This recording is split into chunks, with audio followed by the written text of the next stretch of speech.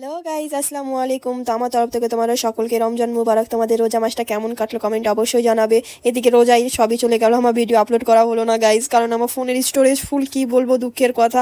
তো চলো ভিডিওটা অনেক দিন পর তোমাদের সাথে শেয়ার করছি। তো ভিডিওটা লাস্ট অবধি দেখো আমি কি কি করি সারাদিন। ফ্রেশ হয়ে আমরা সবাই মিলে খেতে বসে গিয়েছি তাড়াতাড়ি সেহরিটা ডান করে। তারপরে আমি আবার ওষুধ খাবো। এই যে আমার হাতে প্রচুর ব্যথা, তো ডাক্তারবাবু অনেক কটা ওষুধ দিয়েছে, তো ওই ওষুধগুলো তাড়াতাড়ি খেয়ে নিব, কারণ আজানের টাইম হয়ে যাবে।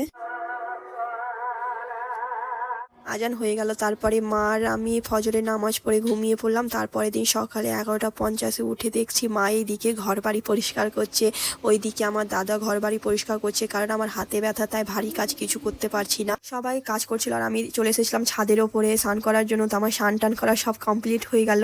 এবার যাব জোহরের নামাজ পড়তে। আমি রামু নামাজ পড়ে নিলাম, এবার কোরআন শরীফ পড়বো। তো কোরআন শরীফ পড়ার পর আসরের টাইম হয়ে গেছিলো, তো আসরের নামাজ পড়ার পর 1 ঘন্টা ঘুমিয়েছিলাম, তো ওটা ক্লিপ নিতে পারিনি।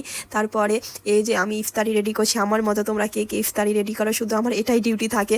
তো তোমরা কে কে ডিউটি পালন করো বাড়িতে কমেন্টে অবশ্যই জানাবে। তারপরে ইফতারি টাইম হয়ে গেছিলো, তো সবাই মিলে ইফতারি করার পর আমি আর আম্মু মগরবে নামাজ পড়ে নিলাম। তো গাইস, আমি সারাদিন কি কি করলাম তোমাদের সাথে শেয়ার করলাম। তো কেমন লাগলো ভিডিওটা কমেন্ট অবশ্যই জানাবে।